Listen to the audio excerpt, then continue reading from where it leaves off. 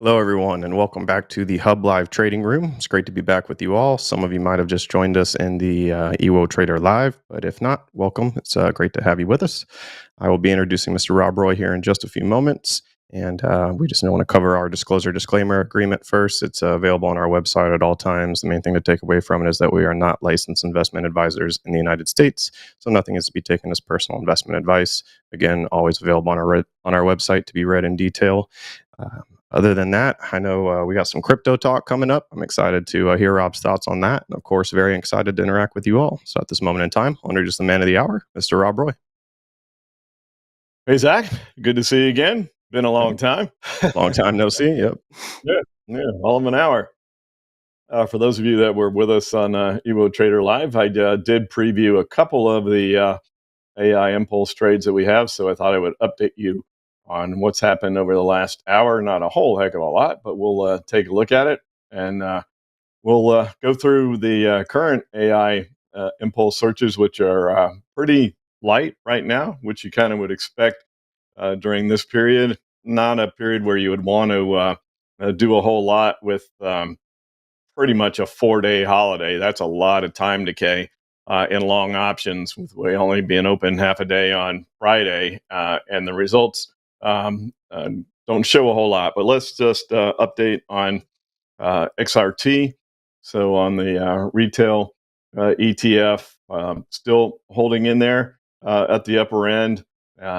We will probably get some movement here, as I mentioned earlier, towards the end of the day when we start to get data coming in from how well Cyber Monday is going for businesses. I made the comment during the EWO show that all the retailers are saying, we don't care if you buy from the bricks and mortar or online, as long as you buy from us. So that's kind of a bit of a normal thought process, I would think. If you owned a business, you wouldn't really care if they came in the store, or would you? I mean, you want to justify the rent, etc. If nobody was coming into the store, you wouldn't even need any presence there. But for now, most of the big ones still do. See if how many go to the Amazon model in the future. Thought I'd take a look at the chart of Amazon as well in a moment. But here we are on the live chart, the 3-minute chart. A little bit of a potential head and shoulders pattern there. Is that a foreteller that maybe the data is going to be disappointing today? But we sprinted to the upside following the open.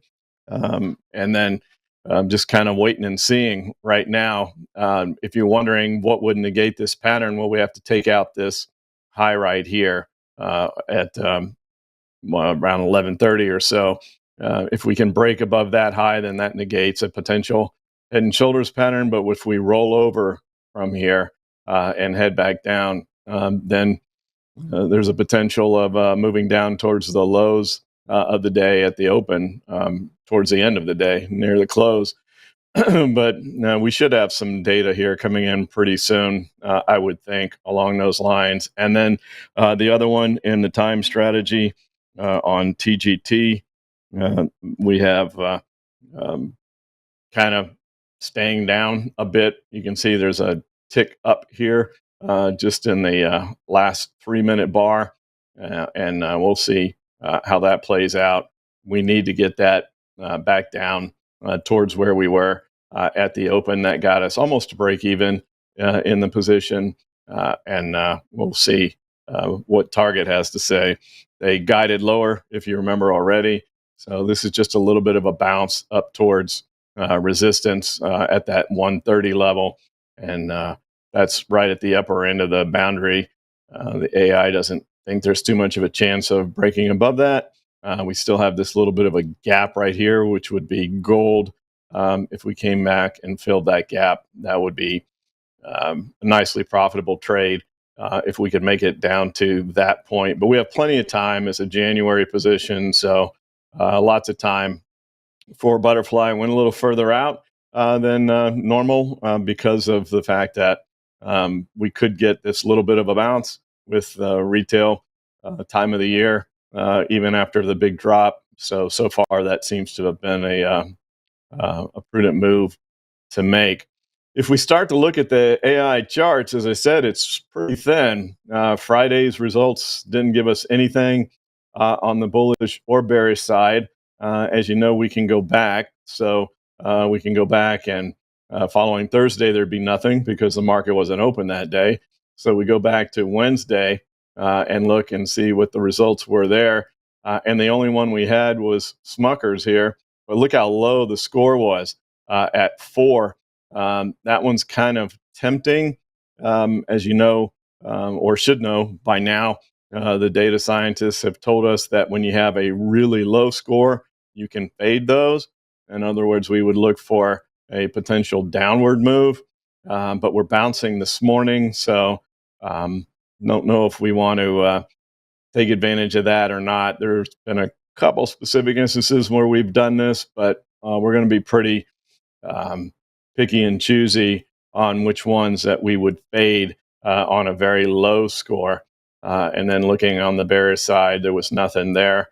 So we can go back to Tuesday, and again, nothing on a high-end score side of things. We had Best Buy with this potential bearish move down with only a 24 score. This one has worked out well from the fading side of things. I think that's pretty interesting with the holiday season, shopping season. You would kind of tie that in, but we're right there at the 50-day moving average, and we'll want to watch that. We do have a 5-wave pattern to the downside, which we took into account to not fade this one. But it's right at a fib level. And if we can break above that, then we do have some room to the upside. That could be a consideration. The problem is that you're probably going to hear some numbers from them this afternoon, which could change things dramatically if the numbers come in poorly. So just not a whole lot to look at on the AI side of things for new alerts. And again, didn't really expect to do much. Very low volume week, and the signals, I think, showed that. Interesting thing, I've mentioned this, that we've been toying around with this on the sideways stuff. When you have a very low score there, 20%, I think we would want a lower score than that, maybe down around 10, but have been doing some side work on taking these low scores on what's expected to stay sideways. So if you were to fade that, you would expect a breakout.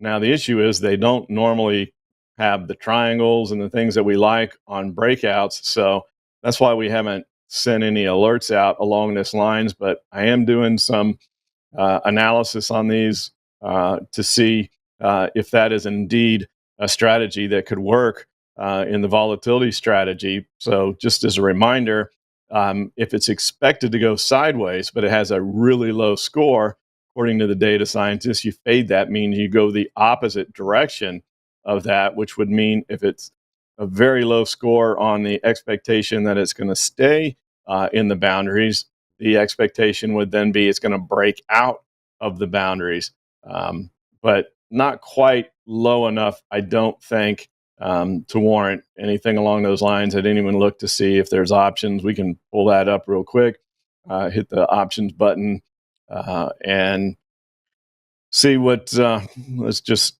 forget December and go right to January and switch this over to Delta from volume. And there is some open interest, believe it or not, on the 30 Delta call. And so we would try to match that. The closest we could come would be a 40 Delta put, a little bit of open interest there. So there is a strangle available for January, just a little bit further spacing than I would like. I don't like it to be more than plus or minus 5 on the net delta. So if we have a 30 delta call and a 40 delta put, that means it's a negative 10 net. So that's a little outside the range that we would like to go in.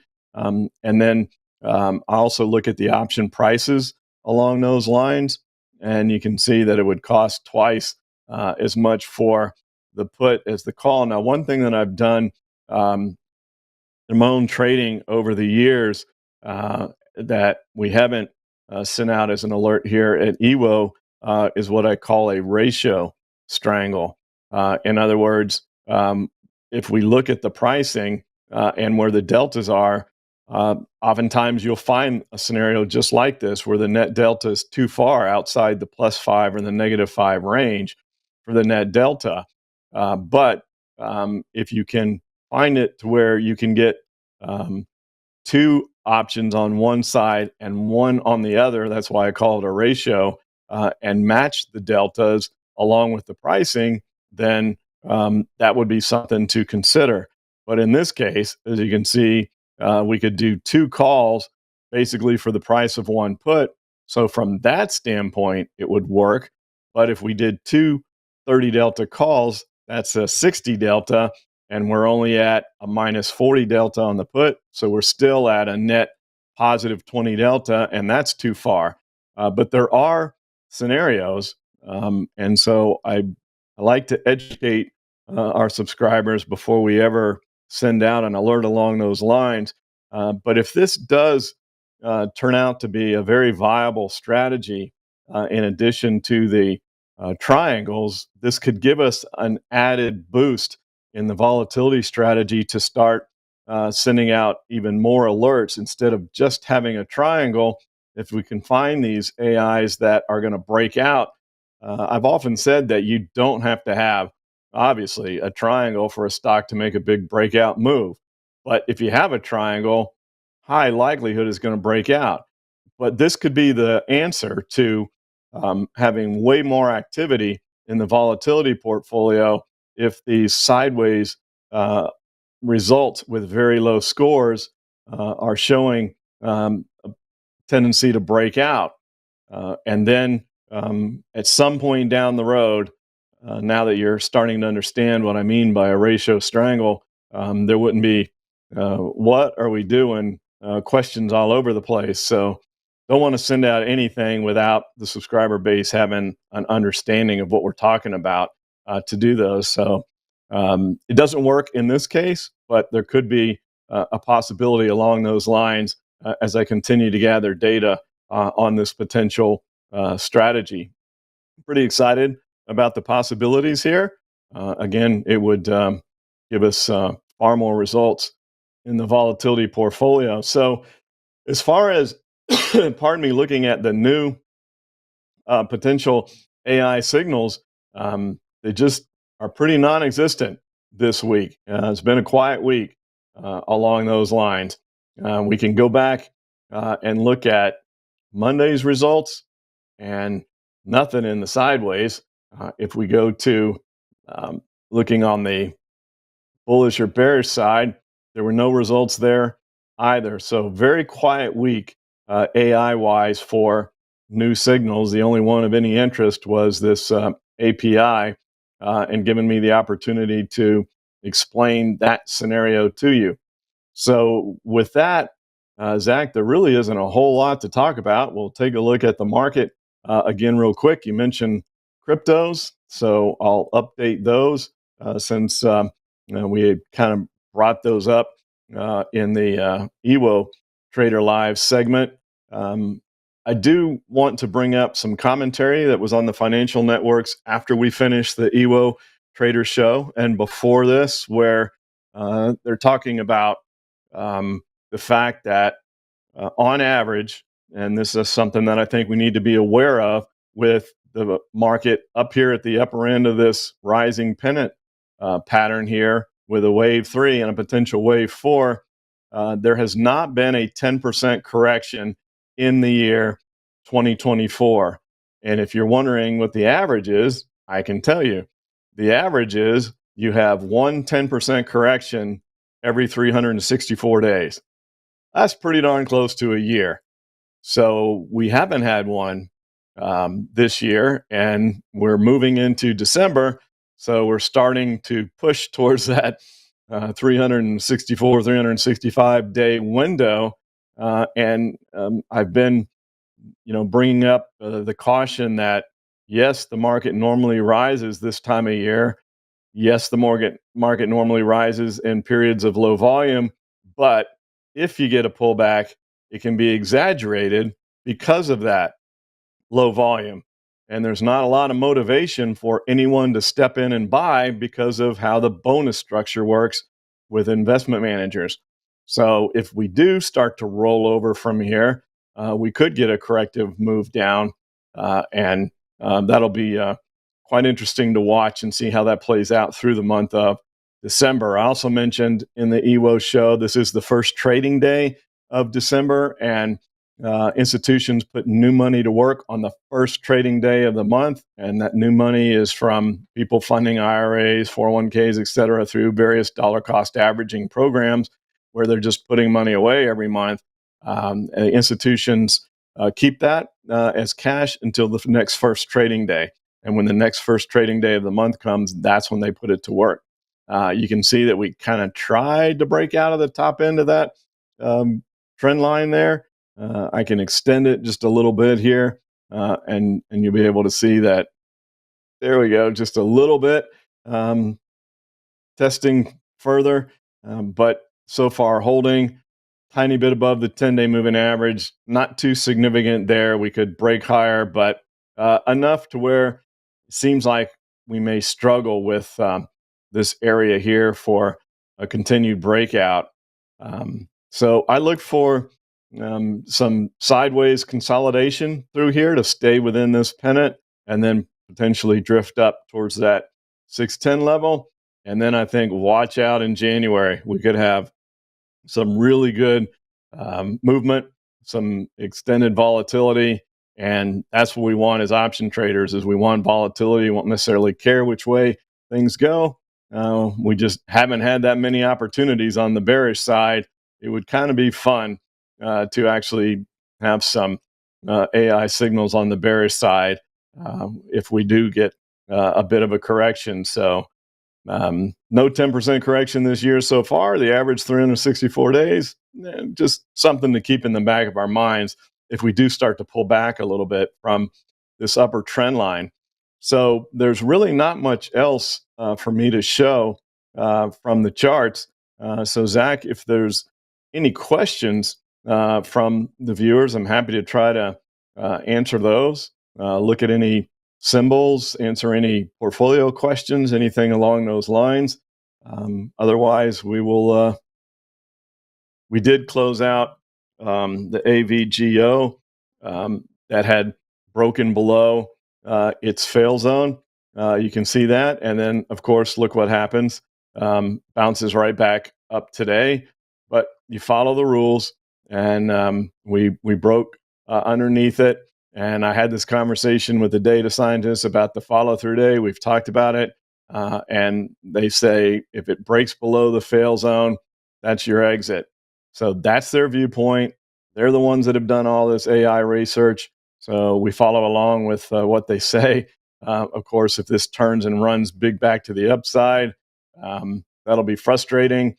But we followed the rules and did what we said we were going to do, which is close a position if it broke below the fail zone. But pretty nice move up today in Broadcom. We've had numerous of these AI signals that have had drawdowns that have turned and moved back and become nicely profitable trades. This might be one of the biggest ones ever if it does, but it was December options, not January. So we're really running out of time. And the likelihood that this is going to gain significant value in the calls is pretty slim. We are hitting the 50-day moving average today. Perhaps we could have waited a couple more days, but we did what we were saying that we were going to do. So that was a rare loser in the AI impulse portfolio as far as a closed position. And again, I'm not saying that they don't have drawdowns. They do. You can go and look at the record and see how many of them have had drawdowns before turning and running to become profitable. We do love it when they take off right away. And we've had tons of them that were 1 to 3 days and generating gains and we were out. But they don't all work that way.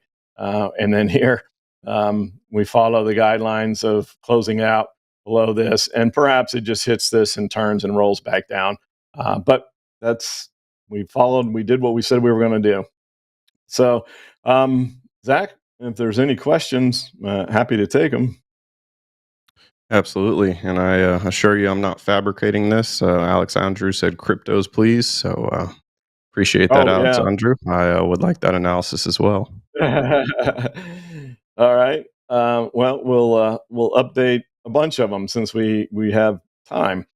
So we have Bitcoin in this ascending triangle, which again does not guarantee an upside breakout, but based on what's gone on with Bitcoin, it would certainly be pretty interesting. You can expect about a $15,000 move on Bitcoin. Could be up, could be down. If it breaks above 100,000, then who knows where it would stop. You know that the whole crypto community, obviously, if you're asking, you're aware of this, is really excited about a crypto-friendly administration, not just from President-elect Trump, but Congress, et cetera. At least that's what they're saying. They're very friendly towards it. And when they come in, once they are in power after the inauguration, President Trump has promised to buy quite a bit of Bitcoin to put in the treasury. So he can't do it yet. He's not president yet. Maybe that's what generates the breakout, either in anticipation of him following through and doing that, or actually the purchases in January. So maybe we continue to consolidate on Bitcoin right here in this $100,000 range. Ethereum, which we had talked about playing catch up because it had not had quite the move that Bitcoin did.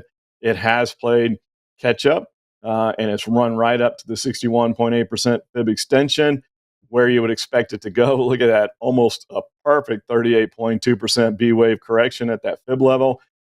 That yields a 61.8% extension, which we got. And now we wait to see, do we get the further C wave extension up to the 100% level? Again, the zigzag is deemed to have done what it's supposed to complete, but you've seen a lot of these where the C wave extends to the next fib level, and that's where I bring in the DMI to look at that. We are above 40 on the ADX. If it ticks back down below 40, that would lead you to believe that we are not going to go to the 100% extension. It hasn't done that. It could level off right here, which does happen when the ADX gets above 40. It just kind of goes sideways, which means there's just continued strength. Doesn't mean it's getting stronger, but continued strength in the move, and that could very well happen. We keep an eye on this little tick up on the negative directional indicator down there. But for now, Ethereum consolidating its recent run. And I think if you're long Ethereum, you feel pretty comfortable as long as we stay above this A wave impulse here. So we could even back down to 3,500 and still be okay, which we didn't go quite that far down on the low today. We're just off of the low. Solana, which has been the meme favorite from the meme crowd, as kind of pulling back a bit, as you can see from here, moving back down. We're at the A wave impulse here. So it does seem at this point that we could have Solana come down here to the 100% C wave extension, which happens to coincide exactly with the 50-day moving average. And you may wonder, well, why would that occur? Because that was the hot topic. A couple things have occurred here that I brought up in the earlier show. We had this symmetrical triangle. We broke out. We came back. We tested the breakout. You know that's how triangles work, or you should know that by now. And we just don't know when. It works the same way as gap filling. It can happen rather immediately or take some time. In this case, it happened pretty quickly. But until we get back above the 10-day moving average and actually above this B wave, you would have to be a little concerned that Solana may move back down towards that 200 level. But where the action is today, which I know is making Zach smile, first of all is Cardano.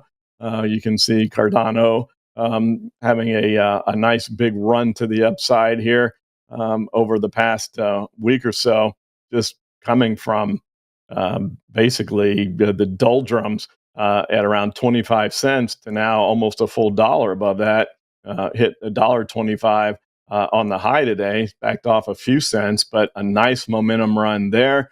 And another one for you, Zach, XRP. Um, that is having one heck of a day as well. You can see that move. So just because there's a little bit of pause in Bitcoin, Ethereum, and Solana, the ones that have been carrying the ball since election night, it doesn't mean there's not activity going on in crypto land. Looks to me like there's a bit of rotation going on where, and this is what happens across all securities. It doesn't matter whether we're talking about equities, bonds, currencies, obviously even cryptos, there's rotation. And when you have a sector moving, what tends to happen is after there's a big move in part of the sector, the money looks for where are the underperforming um, stocks or securities within that sector. And I'm using the term security loosely in cryptos because there's a big debate about whether or not they're securities or not. But the same theory applies that you've had a big move in Bitcoin, you've had a big move in Ethereum, you had a big move in Solana. So it looks like the crypto space is looking for, okay, where are those cryptos that haven't enjoyed that same sort of move? And you can see same chart here that we just showed you with Cardano. Cardano was just doing nothing, and now this is taken off. So I think there's a clear rotation in the Bitcoin space. That may mean a little bit further down in Solana, but there are places to find outsized moves in crypto land, and certainly Cardano and XRP are two of those places. So Zach, I know, owns both of those. So enjoying a nicely profitable day to start the month of December. So congrats on those, Zach. And for those of you that may not know, we do a crypto show on the HUBB Financial channel. You can find that if you go register for the HUBB Financial show over on YouTube. And we talk all things cryptos. If you're interested in this space, or interested in commentary from those that know more about crypto than I do, that's the place to go. So, all right, Zach, anything else? No further questions. One just came through. Maria did write in the chat thoughts on Mara. That was a great trade. And then I got one more question for you from Andrew before we wrap up. Yeah, and a good question. We did have a great trade on Mara. We did that one in the Trade Finder portfolio and made a huge move to the upside there as well. And we did well on it. And we've moved back down. Note that the AI came out with a low score here, which caused it to move back down almost like clockwork. As far as fading it, was really difficult to try to fade this back down after the move. But in the essence of the rotation, so this is a minor. One of the questions that was asked about, and I try to cover what the viewers on the U.S. market update want to see, is CleanSpark, which is another minor that hadn't had the move that Mara enjoyed.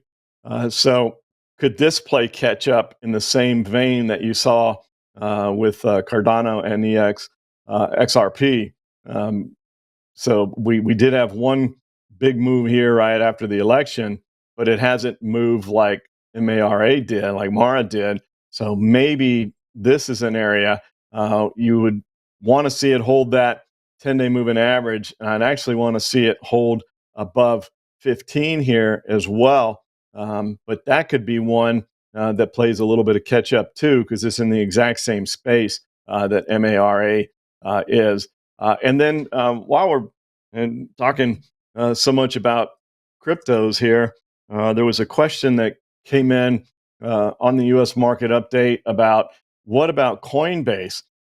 This could be a really interesting place to look, because look at this pattern here. Yes, it ran up on the election news just like anything crypto did.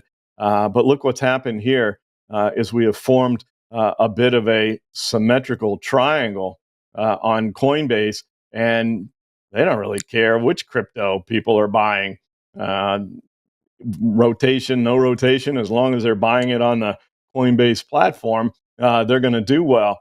So this consolidation here following the post-election move is quite interesting on Coinbase. It's too expensive to do a strangle on, but something to keep a very close eye on. Watch for the breakout, and then we could trade that. It's really hard to imagine a downside breakout, but we don't pick, right? We know that when you have a triangle, you can break either direction. So something I think to keep a very close eye on here is Coinbase. One thing I would note on the DMI, notice that if you follow these triangles, and by now hopefully you've seen a lot of them, when they go through this consolidation, oftentimes that will turn the ADX down just a bit as we go through this consolidation.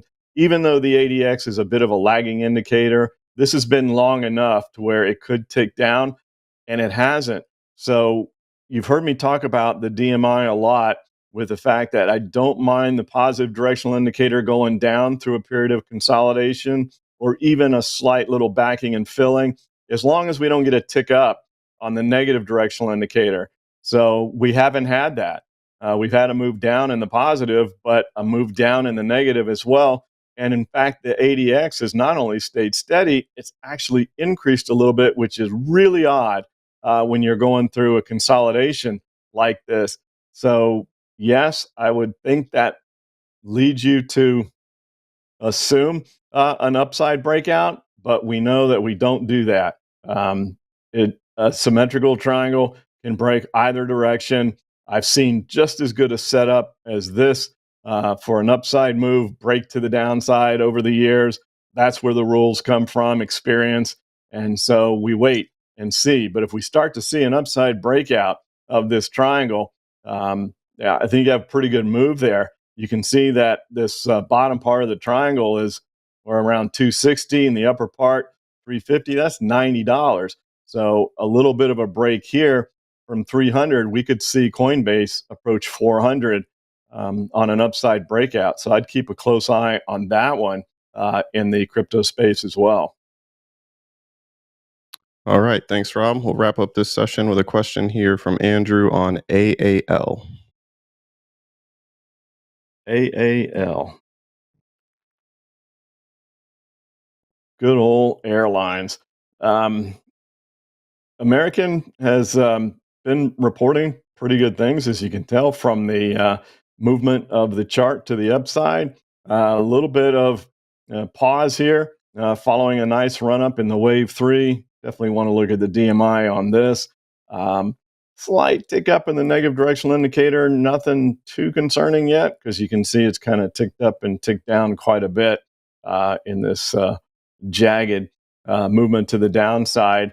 The problem here that concerns me with American, and the airlines tend to really are affected by what happens with oil. And oil has been consolidating, but if there were to be an upside breakout, fuel costs, the number one cost that all airlines face. So if oil goes up, it's challenging to their bottom line. You can see that I'll go ahead and put that arrow down here on the lower side. The ADX peaked back here at the end of October, early November. We continued higher on the stock price, but we didn't get follow through on the ADX. So it's telling us that this part of the move with American was much stronger than this part of the move. And as we're going through consolidation here after hitting 15, it makes you wonder if we are due for that wave 4 pullback. I would want to see a little more of a definitive break below 40, but we have technically broken below 40. But you could keep a close eye on this, that perhaps we get a little bit of a pullback on American following this big run. At some point, it needs to create its wave 4.